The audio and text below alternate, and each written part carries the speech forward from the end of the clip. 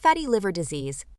Fatty liver disease is a prevalent condition characterized by the accumulation of excess fat in the liver. Most individuals with this condition do not experience noticeable symptoms, and it typically does not pose significant health issues for them.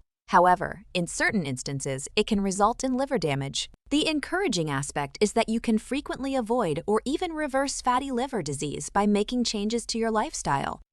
Now, let's clarify what exactly fatty liver disease is before delving into its symptoms. This is very important. Many people get confused as to why. So pay attention and don't skip anything. Fatty liver disease, also known as steatosis, is a widespread issue that occurs when there is an excess buildup of fat in the liver.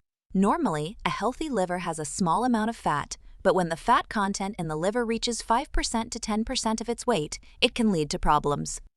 Fatty liver disease is generally not a major concern and doesn't disrupt your liver's normal function. However, in some cases, around 7 to 30% of people, it can progress through 3 stages.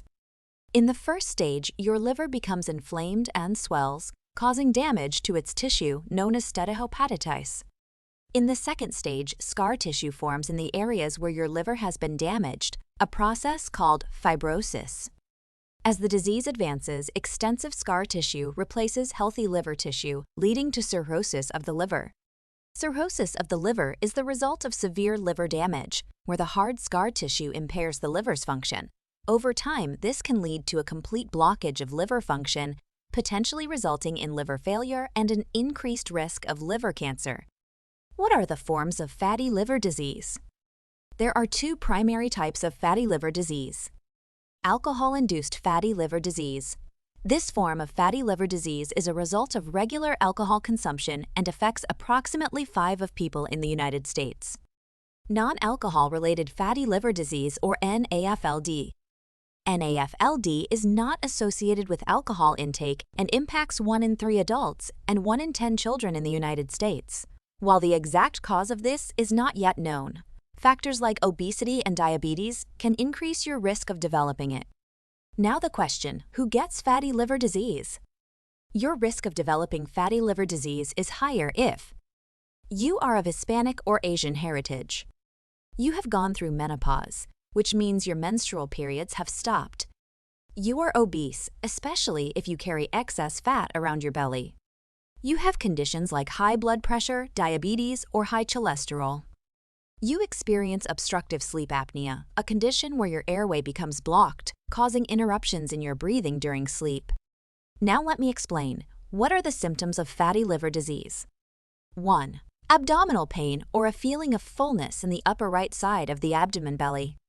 The medical term for this condition is hepatic steatosis, which describes the presence of an abnormal amount of fat within liver cells.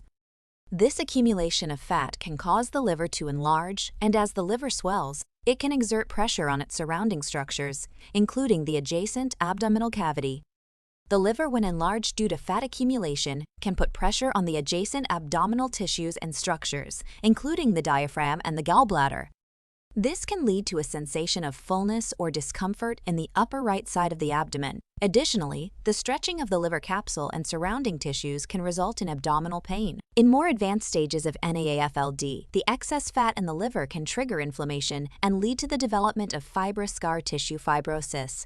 This fibrosis can contribute to further abdominal discomfort and pain as the liver undergoes structural changes. 2. Nausea, loss of appetite, or weight loss.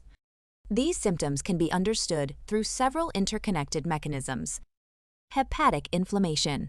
In the early stages of NAFLD, the accumulation of excessive fat within liver cells hepatites can trigger inflammation in the liver, a condition known as non-alcoholic steatohepatitis. This inflammation can lead to the release of various pro-inflammatory molecules and cytokines that can affect the entire body.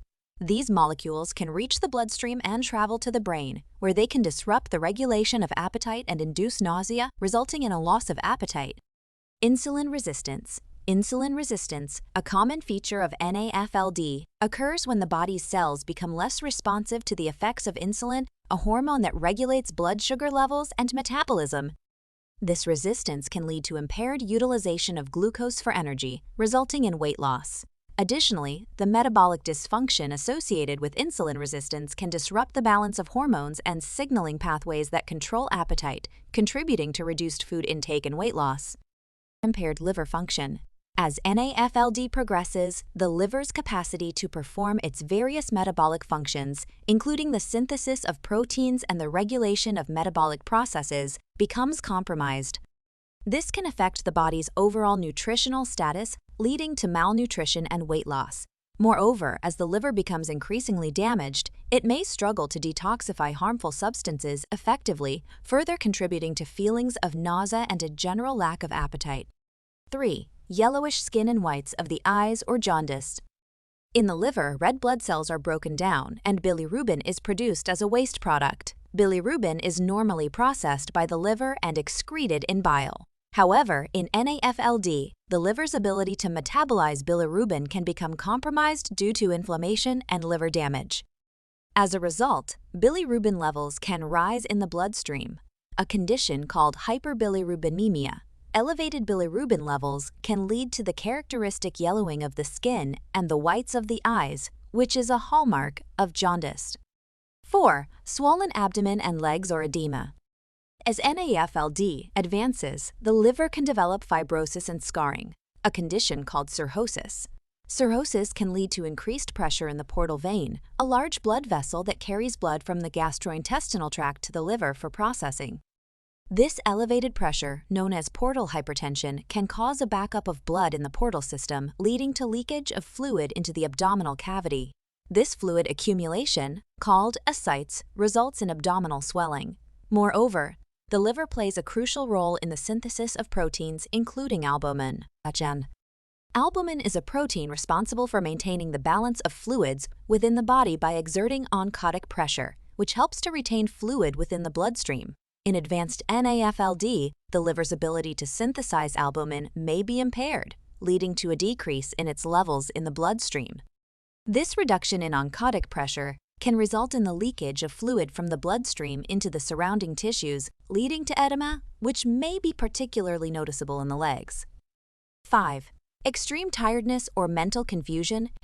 In advanced NAFLD, particularly when it progresses to cirrhosis, the liver's ability to detoxify the blood is compromised.